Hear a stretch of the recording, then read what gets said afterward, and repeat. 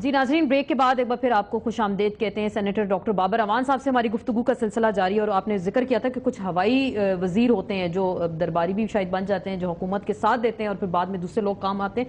اعتزاز احسن صاحب کا اگر ہم ذکر کرتے ہیں، ایسا کیا ہوتا ہے کہ آپ آؤٹ ہوتے ہیں، وہ ان ہوتے ہیں، اور اگر وہ آؤٹ ہوتے ہیں تو آپ ان ہوتے ہیں؟ تو پرسنالٹی کے تضادات اس میں شامل ہیں یا کچھ اور کشمکش ہے؟ میری طرف سے تو کچھ نہیں ہے۔ آپ کی طرف سے ایسا کچھ نہیں، لیکن آپ نے ایک بار کہا تھا کہ انہوں نے یہ جو کیس ہے یہ فائدہ اٹھانے کے لیے لیا ہے یا بدلہ اٹھانے کے لیے لیا ہے، انڈائریکٹلی آپ نے ایسا کچھ ذکر کیا تھا۔ ایسا میرے خیال میں کچھ نہیں، ایسا آپ نے کچھ نہیں کیا تھا، لیکن جب ہم نے اعتزاز احسن صاحب سے سوال کیا تو انہوں نے آپ کے بارے میں کہا یہ فیصلہ تاریخ کرے گی۔ ہم آپ کو سنواتے ہیں، دیکھیں پھر آپ سے میں اس پہ کمنٹ لیتے ہیں۔ بابر اعوان صاحب آپ کے درینہ، آپ کے ساتھی رہے، وہ کہتے ہیں کہ آپ ہی بدل گئے تو آپ نے ان کے خلاف یہ کہا کہ جھوٹی گواہی دی گئی، تو آپ اس کو کس طریقے سے دیکھ رہے ہیں؟ اگر وہ سمجھتے ہیں کہ میں انہیں ان سے جھوٹی گواہی دلوانا چاہ رہا تھا تو ان کی رائے ہے، وہ حق ہے جو مرضی کہیں۔ یہ تاریخ فیصلہ کرے گی کہ بیان کس نے بدلا، کون حق پہ کون سچ پہ تھا۔ تاریخ فیصلہ کرے گی کون حق پہ تھا اور کون سچ پہ تھا۔ 2 چینل 3 چینل دکھا چکے ہیں وہ جھوٹا ایفیڈیوٹ، تاریخ اور کیا فیصلہ کرے گی؟ تاریخ جغرافیہ تھوڑا ہی ہے کہ پہلے اس کو ناپنا پڑے گا۔ تاریخ تو یہ جو میڈیم اب آیا ہے نا، یہ پہلے نہیں تھا، جس میں اب اس وقت ہم بات کر رہے ہیں اپنی قوم کے ساتھ، یہ تاریخ بھی بڑی کوئک ہو گئی ہے، اس لیے فیصلہ تو آ گیا ہے۔ فیصلہ آگے تاریخ کا۔ کچھ پنجاب کا اگر ہم ذکر کرتے ہیں، میاں برادران ہیں آپ کے اور مسعود چشتی صاحب کے پیچھے ہیں آج کل، اور وہ ایک پٹیشن بھی لے کر جائیں گے۔ نندی پور کا جو پروجیکٹ تھا، انہوں نے کہا کہ آپ نے اس کو دبایا اور اس میں کمیشن بھی کھانے کی کوشش کی، سچائی کیا ہے اس میں؟ مجھے تو ایک کمیشن بنایا گیا تھا، میاں صاحب کا بڑا پسندیدہ جج تھا کراچی کا، جس نے ان کا کیس ویس بھی کوئی تھا ان کے پاس پہلے، تو مجھے تو کسی نے نہیں بلایا ابھی تک۔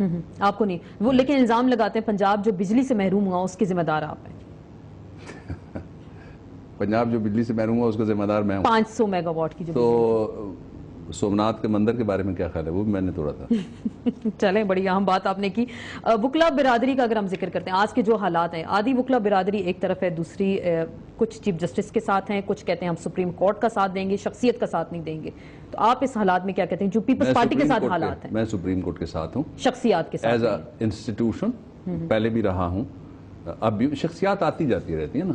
دیکھیے زلا صاحب وہ میری والدہ کے علاقے کے تھے، وہ فوت ہو گئے، اس کے بعد 9 farmer chief justices supreme court کے ملک میں ابھی موجود ہیں، خدا ان کو زندگی دے۔ ان میں سے بہت سارے میرے بڑے مہربان ہیں، میری رہنمائی بھی فرماتے رہتے ہیں، اس لیے لوگ آتے ہیں جانے کے لیے، یہ یاد رکھنی چاہیے نا۔ ثبات ایک تغیر کو ہے زمانے میں، قرآن کہتا ہے وَتِلْكَ الْأَيَّامُ نُدَاوِلُهَا بَيْنَ النَّاسِ، دنوں کی ترتیب میں لوگوں کے درمیان بدلتا رہتا ہوں۔ دکھی وہ ہوتے ہیں اقتدار جانے پہ یا اختیار جانے پہ، چارپائی کے نیچے وہ گھس جاتے ہیں، باہر وہ نہیں نکل سکتے، جو یہ سمجھتے ہیں کہ یہ رائٹ ہے، رائٹ نہیں ہے، یہ اللہ تعالیٰ کی دین ہے۔ جتنا عرصہ ہو آپ درست طریقے سے اس بات کی پرواہ نہ کریں، فیصلے قوم کے حق میں کریں، نیشنل انٹرسٹ میں کریں۔ نیشنل انٹرسٹ میں جو فیصلے، اور آپ نے پہلے ذکر کیا تھا آپ کے ساتھ انصاف نہیں، اور جو آپ نے بریکنگ نیوز دی کہ آپ ججز کو وہاں پہ بلائیں گے، طلب کریں گے، ہو سکتا ہے بطور گواہ طلب کیا جا سکتا ہے، طلب تو عدالت کر سکتی ہے، میں نام دے سکتا ہوں کہ یہ لوگ ہیں اور آ کے اپنا بیان دیں وہاں سامنے۔ تو آپ نے کل کورٹ میں کہا کہ جی میرا میڈیا ٹرائل ہو رہا ہے، کہاں پہ آپ کا میڈیا ٹرائل کیا جا رہا ہے؟ کمال ہے یہ جو آپ جس پٹیشن کی بات کر رہی تھی، یہ ایک طرف بینوئی ہے، دوسری طرف سالہ ہے، میڈیا ٹرائل ہی ہے نا۔ تو میڈیا ٹرائل اب آپ کا کیا؟ پٹیشنر بینوئی ہے، لا منسٹر سالہ، میڈیا ٹرائل نہیں تو اور کیا ہے؟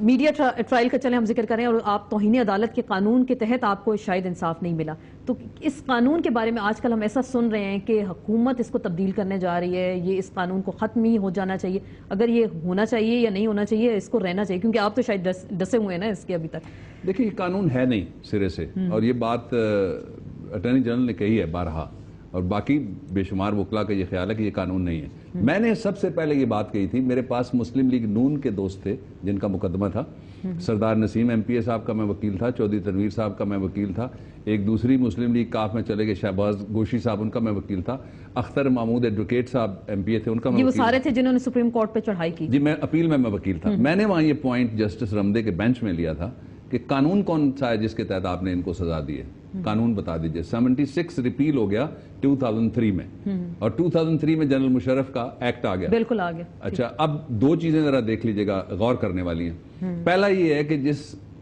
رولز کے تحت 1980 کے رولز 79 میں مارشل لاء آیا، 1980 میں وکیلوں کو دبانے کے لیے رولز بنائے گئے، ان رولز کے تحت میرا لائسنس سسپینڈڈ ہے فور 6 months۔